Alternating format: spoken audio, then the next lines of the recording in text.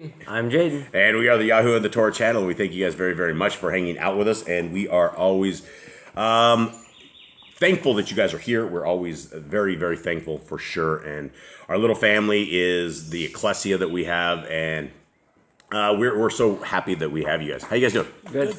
You guys awake this morning? Yeah. Okay, so today is the month of 9 on our Creator's calendar.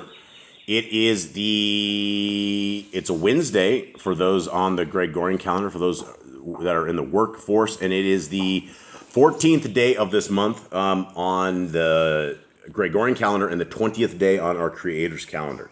So hopefully that made a little sense to everybody out there. Let's go over real quickly some stats real quick, and I just refreshed these this morning, so this is pretty cool. Guys, if you take a look at this, so we are up to, on Yahoo and the Torah, 211 of the scripture downloads and then 18 of the other ones. So we have a cool 229 right there. And then if you guys take a look at the other stuff that is getting downloaded, the number one book for this month so far is the book of Yasher. Enoch is the next one. Tobit. And it looks like the second Ezra, that's a good one too. And first Ezra, those are both really good ones. So those are definitely going out. The Targums is getting downloaded as well. And it looks like the wisdom, let's see, what is that? Hakmah? Prayers of Manasseh, Hadassah, Yehuda. And so there's getting downloads. So if you're looking at this, what I thought was really super cool, guys, if you take a look at this, is all these MP3s. Look at all these. People that don't want to read or don't want to read or don't have the ability to read, you can now listen to the Torah completely. And, people are definitely doing this. People are definitely downloading this. This gets views and stuff every single day. So there's a lot of people there. And if you can see, it may only have one, but it only takes one person to come to the kingdom. That people are rejoicing. Our Creator, I'm sure, is happy about the whole thing. And so I think that's that. Let us begin into this, and we will get our handy dandy split screen.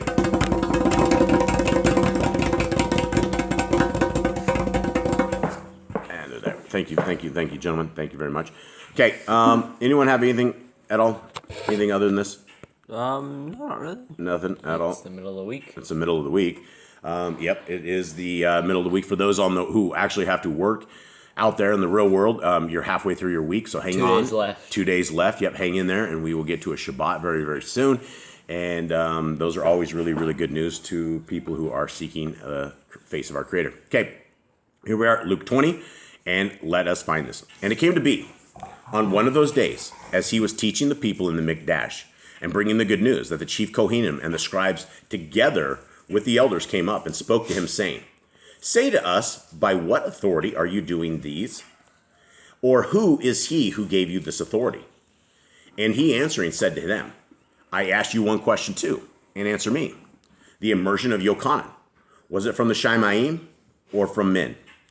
And they debated among themselves, saying, "If we say from the Shemaim, he shall say, then why did you not believe him? But if we say from men, all the people shall stone us, for they are persuaded that Yochanan was a Nabai." Okay, and we got dogs crying over somewhere. I'm not sure who it is. It's Hannah that's crying. Okay, Hannah, knock it off. Okay, so let's continue on. Okay, one thing that I would like to make everybody very, very, very clear of is we are the people who believe the laws, statutes, and commandments, Genesis, Exodus, Leviticus, Numbers, and Deuteronomy, have never passed away, that they are good forever. And not only are they good forever, but they will enhance your life beyond anything that you could possibly ever have. It will make you a solid man. It will make you a solid female. It will make you everything.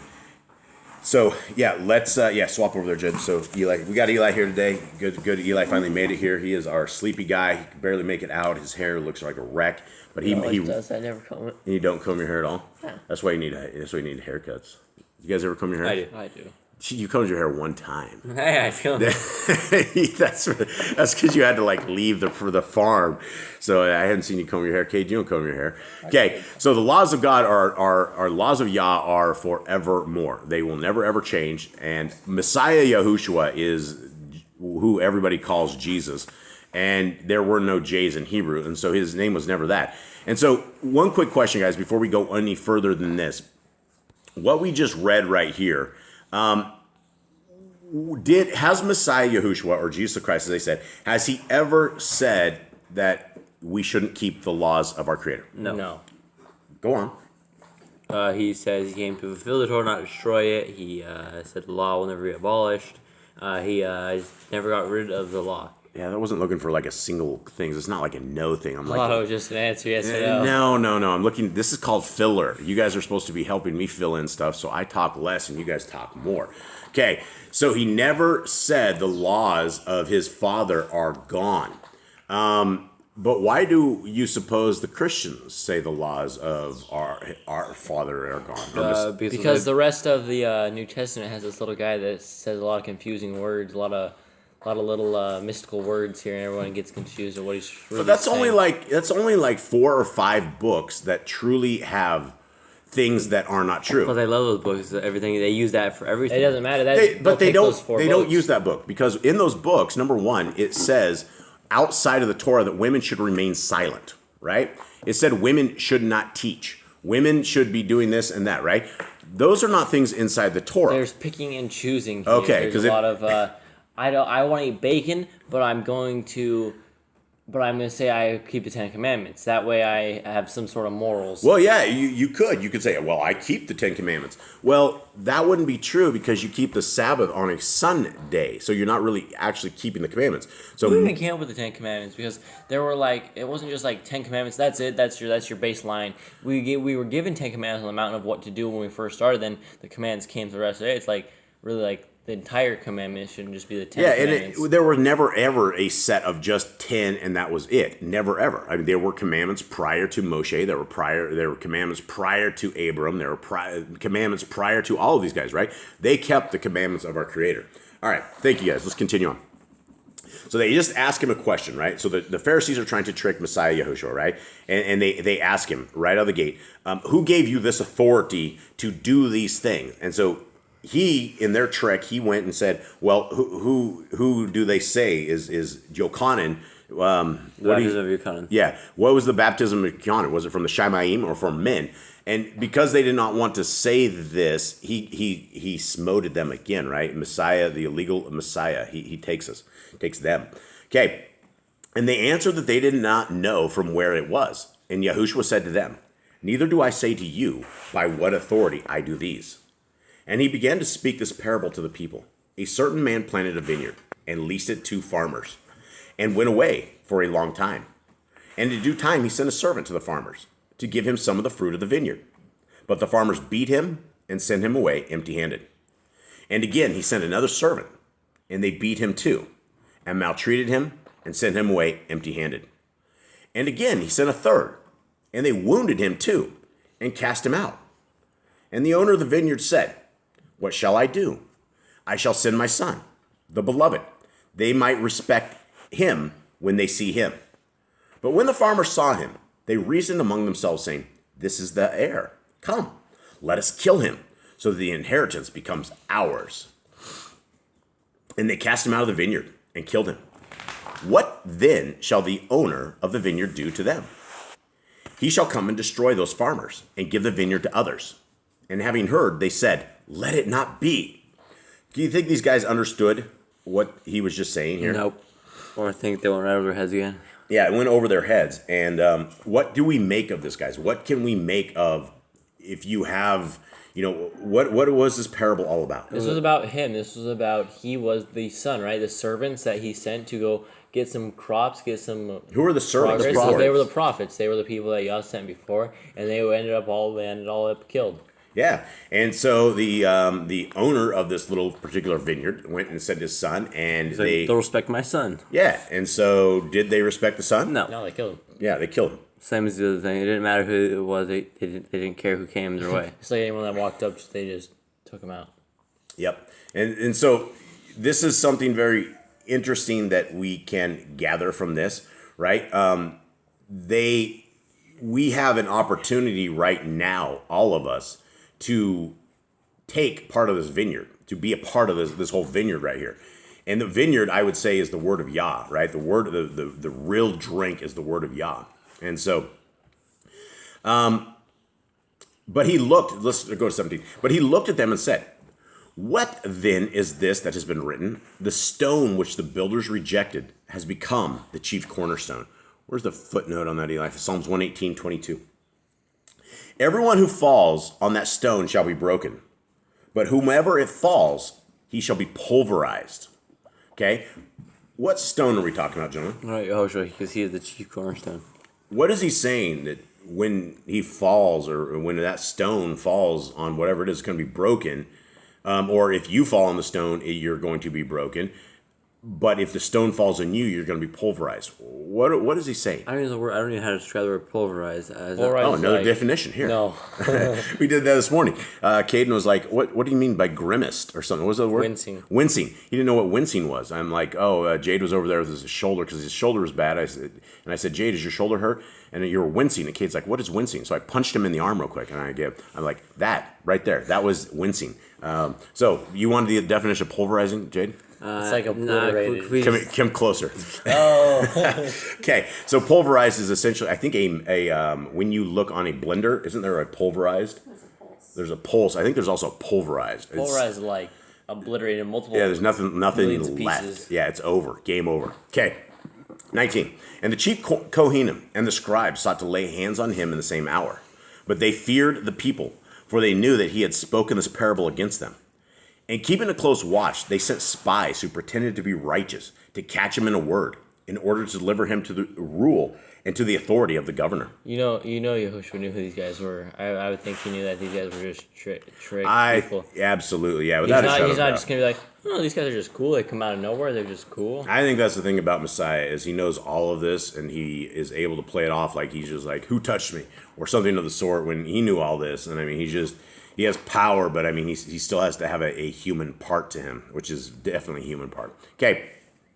So they ask him saying, Teacher, we know that you say and teach rightly, and you are not partial to any, but teach the way of Elohim truly.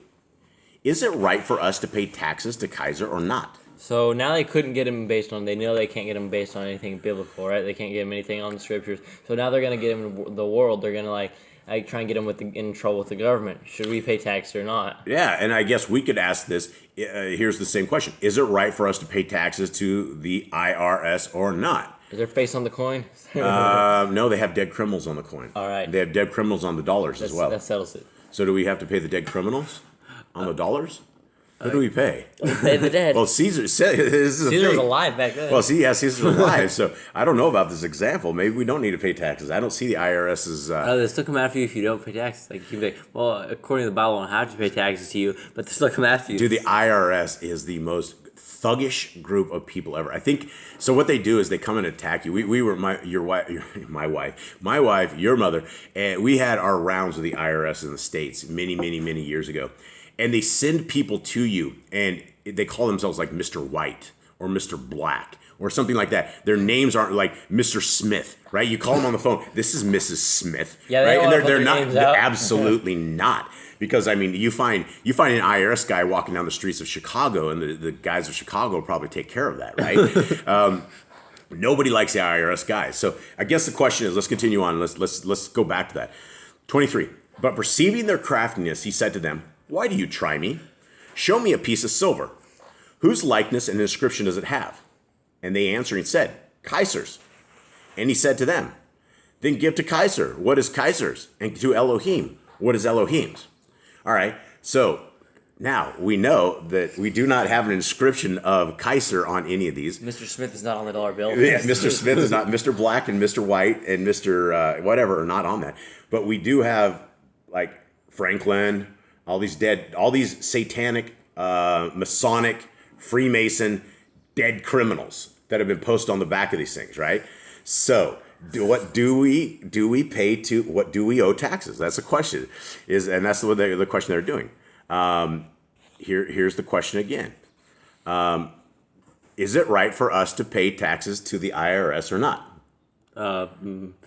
Based upon what Messiah Yahushua said. I mean, it is the U.S. dollar, and the U.S. wants the money back. It is the U.S. It does belong to the United States Federal Reserve, and the Federal Reserve is not actually a part of the United States government. Neither is the IRS right? Paying tax illegally. You're paying. Yeah, it's a private entity. So Where's this money going? Wait, hold on. Well, that's the question. That is the question that nobody knows. Well, if it's not a government funding, the are they giving it to the government? Are they just like, here's your taxes for the year? Like I, out of my generosity of my heart, I decided to set up a tax thing. And I'm giving you money for free. The IRS is a private entity. It is not a part of the government, and so there's no law in any constitution you have to pay them, right? there is no law in the Constitution. Then why do we have to pay them? Because they will drag you before the judges, and even though there is no laws, they will take you to court and they will throw you in jail. The IRS agents actually are able to take you with their own guns and their own people and take you off to extortion jail, right? This is the land of the free and the home of the brave, right? But when I say land of the free, if you don't pay your taxes, you go to jail. I don't know how free that is, right? It doesn't seem very free to me. I didn't understand that. But when I was living in North America, I did not know I wasn't free. I did not know I was completely enslaved. I didn't know anything. But try not paying your property tax. You know what? And that's what they were talking about yesterday or the day before. You can, if you are wealthy and you can pay for your own house, you can buy a house straight out, right? No problem. But if you don't pay your property taxes, that house goes right back to the government. You don't own the taxes. So if you pay $300,000 US for a house, that house is yours, but you can't pay the $25,000 tax that next year, the house is gone. Yeah, that sounds like some terrible contracts. It sounds like a terrible gig, right? You're putting your money into something you will never, ever truly own. And, there's a good thing to say about rent. I don't have an answer to this, but I thought it was an interesting discussion. All right, here we are. 26. And they were unable to catch him in a saying in the presence of the people. And marveling at his answer, they were silent. And some of the Sadducees who deny that there is a resurrection came to him and asked him, saying, Teacher, Moshe wrote to us that if a man's brother dies having a wife, and he dies childless, his brother should take his wife and raise up offspring for his brother. Now, there were 7 brothers, and the first took a wife and died childless. And the second took her as a wife, and he died childless. And the third took her, and in the same way, the 7 also, and they left no children and died. Now, they have nicknamed this woman the Black Widow. I would say this woman is barren. This woman is barren. This woman is also, I don't know, I wouldn't say bad luck, but 7 children all died the exact same way. Well, okay, I have a question then. So say the first guy dies, right? His name's Bob. And the next guy takes it. And then so there's the third guy named after the original guy or the guy that just died. Well, you would have to have 6 children and name them all after your brothers. You'd have to have Bob, Joe, Frank, Bill, and Tom. We have to have that many kids, one for each one. You would have to have that many kids. Well, here's the thing: is if that was true, okay? Because let's think about this, right? So let's say you guys had, okay, let's say there's Bob, Frank, Tim, and Joe. Bob, Frank, Tim die.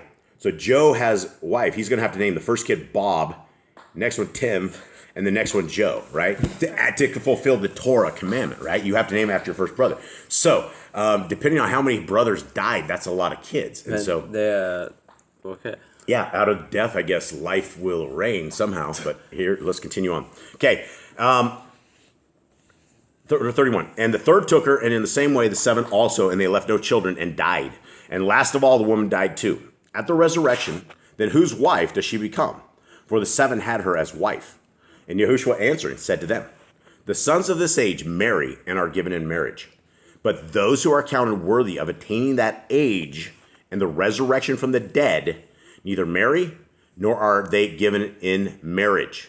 For neither is it possible for them to die anymore, because they are like messengers and the sons of Elohim, being sons of the resurrection. So I got to say to my wife, till death do us part, I am so sorry, my dear. But that doesn't mean that we don't hang out. That doesn't mean, and this is what I think, a lot of people are like, well, what about this life? Or is all our memories erased? What about our families? What about all this? I think all this will go with us forever and ever and ever and ever. And I think we'll probably have better memories in the kingdom to come, that we are able to relive this and understand this life that we had. And I think we will all have our family up in the Shaimayim. Whether or not we are married, my best friend will always still be my wife. My best friends will always still be my kids, regardless. And I think that is part of this, is that we are creating a giant happy family wherever that is. But let's talk about this, right? Messiah says there's no so the resurrection from the dead, you don't marry, you don't die, and they are not given in marriage, right? What do you guys think about this? I guess that's the way it Okay, does it works. sound good that you can't die? Yeah. If you can't die, does that mean we can't get hurt? I don't think I so. don't think. Do the angels get hurt? Probably. I mean, they can probably hurt. They can probably hurt each other. I don't think humans can hurt them. Maybe. You think when they were wrestling with Jacob, do you think Jacob injured that dude at all? No. Gabriel? I think Gabriel? these dudes being very nice. Yeah, being very, very nice. It's like all you do is touch his hip. Do you think the angels can bleed? Maybe from each other, maybe like demons, maybe, but I don't think humans can make them bleed. I don't know if they get injured. I don't know. Yeah, what happened? What happens when the angels put hands on other angels? What happens to them? Surely something God happens, gets right? in there like the parent breaks them up. Or maybe Aziel's sitting at the bottom of the pit with all the rocks on him, and he can't bleed. It's just really sharp, and he just can't really get him. Terrible. He just poked in. Yeah, it's just poking forever. I don't know. Okay. I don't know. Were they built with blood? I don't know. I don't think so. Yeah, I don't think so either. But they must be able to get hurt, or you must be able to stop them somehow, because the other angels are able to stop them. So they must be able to get hurt. But maybe they don't die. Maybe you can't bleed. I don't know. But anyway, that sounds like a good thing, right? We don't die, even though we can't get married, or we don't want to get married, or don't need to get married in the Shamayim, or the kingdom to come. But it sounds like not a bad place, right? That sounds good. Okay, 37. But that the dead are raised, even Moshe showed at the bush when he called Yahushua, the Elohim of Abram, the Elohim of Yitzchak, and the Elohim of Yaakov. Now he is the Elohim of, now he is not the Elohim of the dead, but of the living. For all live to him. We've discussed this before, but why would he say this? Why would he say that he's the Elohim of the living when we know in this realm that Abraham, Yitzchak, and Yaakov are all gone? Because he's not talking about like they died and got put in the ground and they're goodbye. He's talking about the death of Sheol. He's talking about like the dwellings of Satan. He rules over the living, over the people that are in the kingdom. Yeah, and I mean, this is like a really good promise right here, because it's like, where do these people go? Well, they're not dead. They're alive. They're somewhere, right?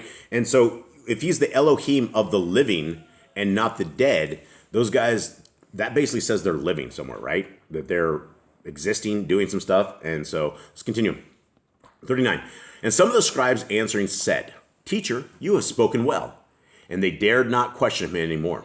And he said to them, How do you say that Hamashiach is the bin of David? For David himself said in the book of Tehillim, Yahuwah said to Adonai, Sit at my right hand until I make your enemies a footstool of your feet. David then calls him Adonai.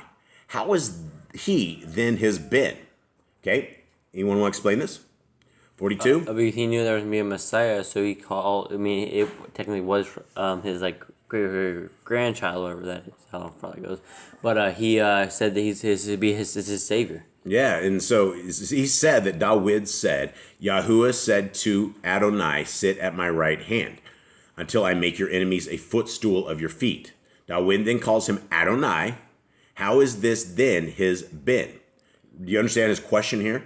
He's like, he's the son of David, right? He's the son of David. How is he the son of David, but yet he's the master? So David calls him master because he's his son as well. Yeah, it's the lineage thing. You know, it's all about the lineage, and he probably got out of his lineage came the Messiah, and so I think that's what our understanding is of that. Eli, you want to come back to awake and maybe get the top part up? What, a second ago? Yeah, it was. You're 5 verses down. Okay, 5. It was 2. It was at 43. Okay, that's a punch in the arm. And in the hearing of all the people, he said to his Talmudian, Beware of the scribes who like to walk in long robes and love greetings in the marketplaces and the best seats in the congregations and the best places at feasts, who devour widows' houses for a show, make long prayers.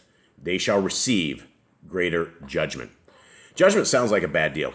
Anyone happy about judgment? Anyone want to go to judgment? I don't think so. Does No. anybody here want to be judged? Anyone? No. Anyone scared to go to judgment? Yeah, I think we all should be. Yeah, I think you should all be in fear and trembling of going to judgment. And it's a really crazy religion of the 65,000 religions out there where everybody has an answer on how to be saved. That's what the Christians will tell you. They'll tell you the Romans road to salvation. And then they'll quote Paul a zillion times out of context. And all you got to do is, I think it's ABC, always believe, I can't remember what the ABCs were, but, and it's not CPR. The Romans road ends off in a cliff. Always believe Christ, wouldn't it be? Yeah, always believe Christ or something. I was thinking the ABCs, airway, breathing, and circulation, but that's the wrong message. That's for CPR. So, That's another way to save a life. yeah, it is another way to save a life. Airway, breathing, and circulation. And so I believe I will have to drop it at that and let you guys know that if you guys want to know the secrets to airway, breathing, and circulation, it is the Torah. It is Messiah Yahushua. And if you really want to breathe, if you really want to have your circulation, if you really want your airway to be completely open, then you need to read the Torah and you need to seek our Creator where He is able to be found. And there, you won't find this unless you're reading the Torah. You will not find this unless you are diving deep. And all of these get saved quick doctrines, they're contrary to the Scriptures. And so we are on the road, hopefully, to finding the way to the kingdom. But all of us must do this with fear and trembling and understand we need clean hearts, clean hands, clean minds, clean tongues, everything. We are not going to inherit this if we look like the world, if we smell like the world and taste like the world, all of this. And so if we are in things that bring a frown to the face of our Creator, we absolutely need to change that, and we need to get into His will, and you will be blessed. Once you are in His will, you will be blessed. It doesn't make every day perfect. It doesn't make every day easy. It doesn't make it so, in fact, it could be even worse because the demons come and take you. But you know that you're in the palm of our Creator and He will not let you go. So with that, guys, I hope you guys have a wonderful day. Much love from Boss Clan to all of you guys, and we are out. All right, shalom.